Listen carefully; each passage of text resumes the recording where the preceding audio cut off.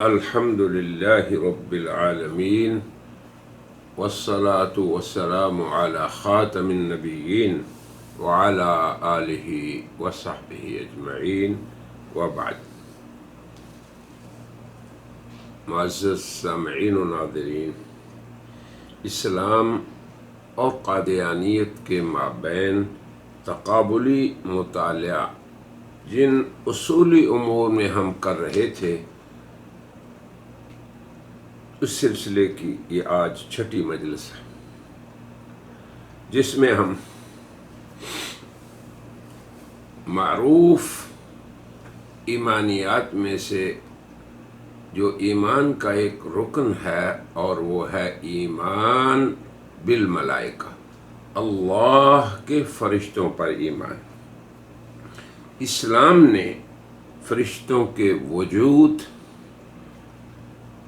اور ان کے موجود ہونے، پھر ان کے بعد اعمال کے ذکر کی تعیین میں بڑی تفصیل سے ذکر کیا ہے۔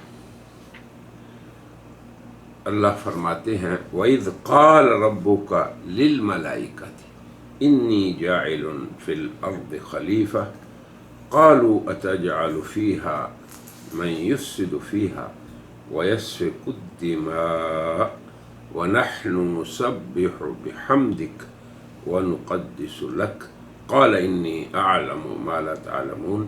یہ سورہ البقرہ پہلا پارہ ہے، 30ویں آیت ہے۔ اللہ فرماتے ہیں کہ جب یعنی اس وقت کو یاد کرو، اللہ ذہنوں میں بٹھانا چاہتے ہیں ملائکہ کے وجود کو۔ اسی لیے فرمایا کہ جب رب تعالیٰ نے، تیرے رب نے، خطاب ہے جناب رسول اللہ کو اور ان کے واسطے سے ہر مسلمان کو، کہ جب تمہارے رب نے فرشتوں کو کہا کہ میں زمین میں ایک خلیفہ بنانے والا ہوں، تو انہوں نے یہ کہا، یعنی فرشتوں نے، کیا تو زمین میں اسے بنائے گا جو اس میں فساد کرے، خون ریزی کرے؟ اور ہم ہیں کہ تیری حمد کی تسبیح پڑھتے ہیں اور تیری تقدیس کرتے ہیں۔ تو اللہ نے فرمایا میں وہ جانتا ہوں جو تم نہیں جانتے۔ اسی طرح سورہ انبیاء میں ہے اللہ تعالیٰ کا ارشاد گرامی فرشتوں کے بارے میں، لا یعصون اللہ ما امرہم۔ فرشتے وہ مخلوق ہیں جو کہ اللہ جو انہیں حکم دے وہ اس کی نافرمانی نہیں کرتے۔ وَيَفْعَلُونَ مَا يُؤْمَرُونَ، اور وہی کرتے ہیں جس کا انہیں حکم ہو۔ اسی طرح قرآن کریم کی بہت سی آیات میں فرشتوں کے نزول کا ذکر ہے۔ احادیث مبارکہ میں فرشتوں کے سپرد کردہ بہت سے اس کون کے نظام ہائے زندگی کا بھی ذکر ہے۔ لہٰذا مسلم امت کا کوئی فرد ایسا نہیں جو فرشتوں کے وجود کا منکر ہو اور ان پہ ایمان نہ لائے، بلکہ فرشتوں کے نزول کا حکم تو جناب نبی کریم صلی اللہ علیہ وسلم کے ساتھ غزوہ بدر میں نزول کا اس خطاب میں ذکر ہے۔ اللہ فرما رہے ہیں سورہ آل عمران 124 اور 125 آیت میں، اذ تقول للمؤمنین، کہ اے نبی کریم صلی اللہ علیہ وسلم جب آپ فرما رہے تھے الن یکفیکم ربکم الن یکفیکم ان یمدکم ربکم بألف من الملائکۃ منزلین بلا ان تصبروا وتتقوا وَيَأْتُوكُم مِّن فَوْرِهِمْ هَٰذَا يُمْدِدْكُمْ رَبُّكُمْ بِخَمْسَةِ آلَافٍ مِّنَ الْمَلَائِكَةِ مُسَوِّمِينَ۔ اس آیت میں اللہ تعالیٰ نے مسلمانوں کو خوشخبری دی کہ تمہاری مدد کے لیے اللہ فرشتے نازل فرما رہے ہیں۔ اسی آیت کی تفسیر میں امام رازی کہتے ہیں اجمع اہل التفسیر والسیر ان اللہ تعالی انزل الملائکۃ یوم بدر، کہ اہل تفسیر اور اہل سیرت کا اجماع ہے کہ اللہ تعالی نے غزوہ بدر کے دن فرشتے نازل فرمائے، وَأَنَّهُمْ قَاتَلُوا الْكُفَّارَ، اور ان فرشتوں نے مسلمانوں کے ساتھ مل کے کفار سے قتال کیا۔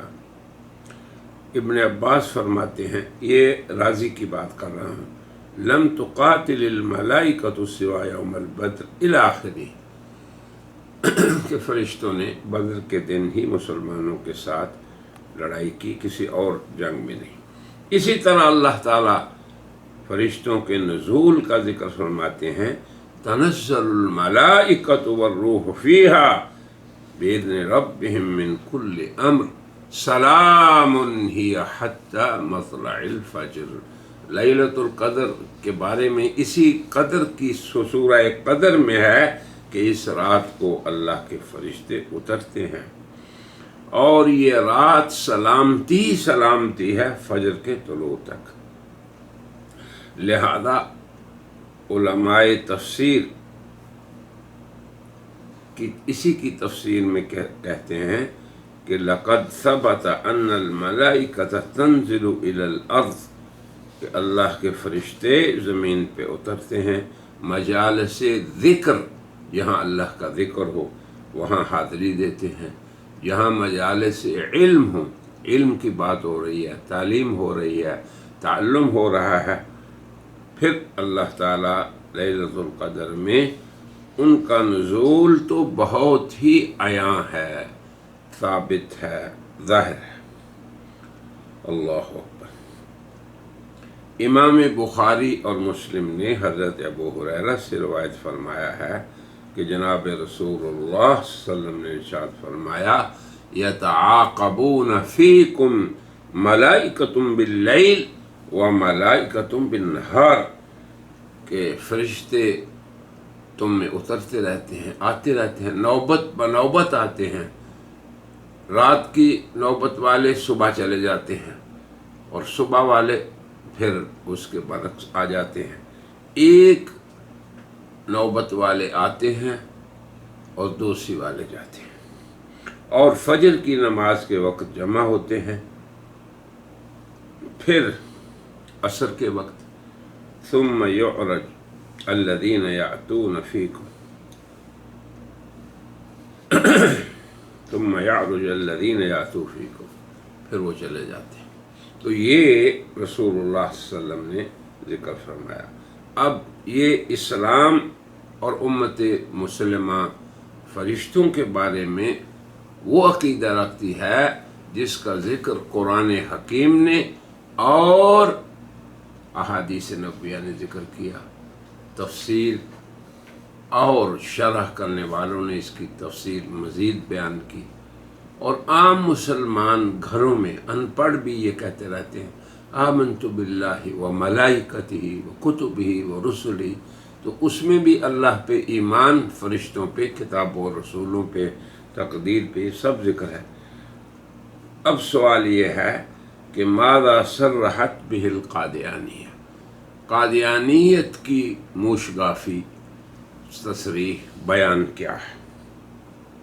تو قادیانیت کے بانی مرزا غلام احمد قادیانی، توضیح المرام صفحہ 32، جو خزائن روحانیہ، اس کی 30 جلد کے صفحہ 67 اور 68 میں یوں ہے، بس اصل بات یہ ہے کہ جس طرح آفتاب اپنے مقام پر ہے اور اس کی گرمی اور روشنی زمین میں پھیل کر اپنے خواص کے موافق زمین کی ہر ایک چیز کو فائدہ پہنچاتی ہے، اسی طرح روحانیت سماویہ، خواہ ان کو یونانیوں کے خیال کے موافق نفوس فلکیہ کہیں یا دساتیر اور وید کی اصطلاحات کے موافق ارواح کواکب سے ان کو نامزد کریں، یا نہایت سیدھے اور موحدانہ طریق سے ملائکہ تو اللہ کا ان کو لقب دیں۔ پھر آگے لکھتے ہیں وہ نفوس نورانیہ یعنی فرشتے کواکب و سیارات کے لیے جان کا ہی حکم رکھتے ہیں، اور ان کے جدا ہونے سے ان کی حالت وجودیہ میں بکلی فساد پایا جانا لازمی اور ضروری امر ہے۔ اسی طرح توضیح المرام صفحہ 32، فرشتے اپنے اصلی مقامات سے جو ان کے لیے خدا تعالی کی طرف سے مقرر ہیں ایک ذرہ برابر بھی آگے پیچھے نہیں ہوتے۔ اب آپ دیکھ لیں قرآن نے کیا کہا، رسول اللہ صلی اللہ علیہ وسلم نے کیا فرمایا۔ قرآن نے کہا تنزل الملائکہ، فرشتے اترتے ہیں لیلۃ القدر کو۔ پھر فرمایا رسول اللہ نے مجالس ذکر اور علم میں وہ اترتے ہیں۔ پھر رسول اللہ نے فرمایا کہ رات کو آتے ہیں، دن کو آتے ہیں، یتعاقبون فیکم، وہ آتے جاتے رہتے ہیں اپنی اپنی نوبت پہ۔ یہ کہہ رہے ہیں کہ نہیں، وہ اپنی جگہ پہ کواکب کی طرح، جیسے سورج اور چاند وہاں پہ اوپر سے روشنی دے رہا ہے، یہ بھی ایسے ہی ہے۔ پھر آگے کہتے ہیں توضیح المرام صفحہ 30، خزائن محققین اہل اسلام۔ اب قادیانیت کے ہاں محققین بھی وہی لوگ ہیں جو وہ بات کہیں جو جمہور امت مسلمہ نہ کہے، ہر بات میں ایسے ہی یہ کہتے ہیں۔ محققین اہل اسلام ہرگز اس بات کے قائل نہیں کہ ملائکہ اپنے شخصی وجود کے ساتھ انسانوں کی طرح پیروں سے چل کر زمین پر اترتے ہیں، اور یہ خیال بداحت باطل بھی ہے۔ اندازہ کر لیں، یعنی فرشتوں کے اترنے، فرشتوں کی مصاحبت اختیار کرنے، فرشتوں کو مجالس ذکر میں آنے جانا، فرشتوں کا لیلۃ القدر میں اترنا، یہ سب چیز قادیانی تحقیق کے خلاف ہے۔ اور اسلام کا ہر عقیدہ جس پہ قادیانی وار کرتے ہیں، واقعی وہ تو ان کے ہاں محققین کے خلاف ہے، جیسے یہ فرشتوں پر۔ تو یہ ہم سادی باتیں اس لیے کر رہے ہیں تاکہ امت مسلمہ کے عوام سمجھ سکیں کہ اہل اسلام اور قادیانیت کے مابین اصولی اختلاف ہے، عقائد کا اختلاف ہے۔ پھر دیکھیں جبریل کے بارے میں وہ کیا کہتے ہیں۔ معروف ہے کہ اللہ کا یہ فرشتہ، اللہ نے اس کو وحی کے لیے مقرر کر رکھا تھا۔ کہتے ہیں پس اصل بات یہ ہے کہ جس طرح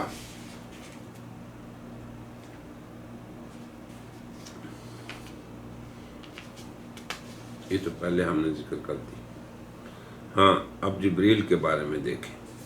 جبریل جو ایک عظیم الشان فرشتہ ہے اور آسمان کے ایک نہایت روشن نیر آفتاب سے تعلق رکھتا ہے، وہ فرشتہ اگرچہ ہر شخص پر نازل ہوتا ہے جو وحی الہی سے مشرف کیا گیا ہو۔ نزول کی اصل کیفیت جو صرف اثر اندازی کے طور پہ ہے، نہ کہ واقعی طور پہ۔ کوئی جبریل نہیں جو آئے اور اللہ کے نبیوں کو آ کے اللہ کی وحی سکھائے۔ اب آپ دیکھیں کہ مرزا صاحب کا کلام بالکل واضح ہے کہ فرشتوں کا کوئی وجود شخصی نہیں، فرشتے واقعی طور پہ نہیں اترتے، صرف اوپر سے جیسے سورج اور کواکب کا اثر ہے، روشنی ہے، اسی طرح ان کی تاثیر ہے۔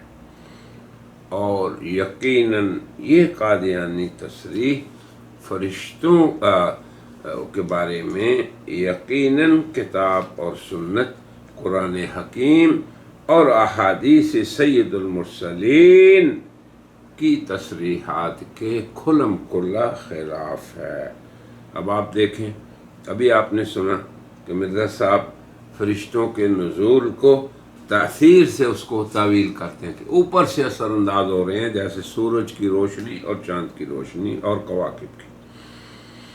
اور پھر جبریل کے بارے میں بھی کہہ رہے ہیں کہ وہ شخصی طور پہ نہیں اترتا، جبکہ حضور اکرم صلی اللہ علیہ وسلم کئی بار اور مکرر طور پہ جبریل کی آمد کا ذکر فرماتے رہے، اور وہ کہہ رہا ہے کہ نہیں، وہ اپنے مقام سے ہی تاثیر ڈالتا رہا۔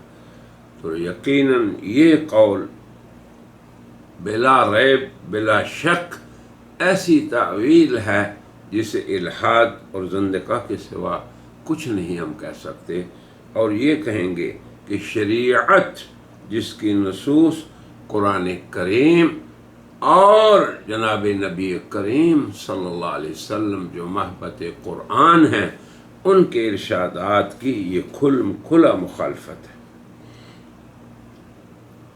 ہم ابنائے قادیانیت کو انتہائی اخلاص کے ساتھ دعوت دیں گے کہ وہ فرشتوں کے باب میں قرآن کریم کی تصریحات، قرآن کریم کے بیان اور ان کے نزول کے بارے میں احادیث خیر الانام صلی اللہ علیہ وسلم پہ غور کریں، جہاں آپ فرما رہے ہیں کہ وہ خیر کی مجالس میں خود حاضر ہوتے ہیں، اور پھر غزوہ بدر میں ان کی حاضری کا ذکر قرآنی نص میں ہے، جس میں کسی تعویل کی گنجائش نہیں، قطعی الثبوت اور قطعی الدلالت ہے۔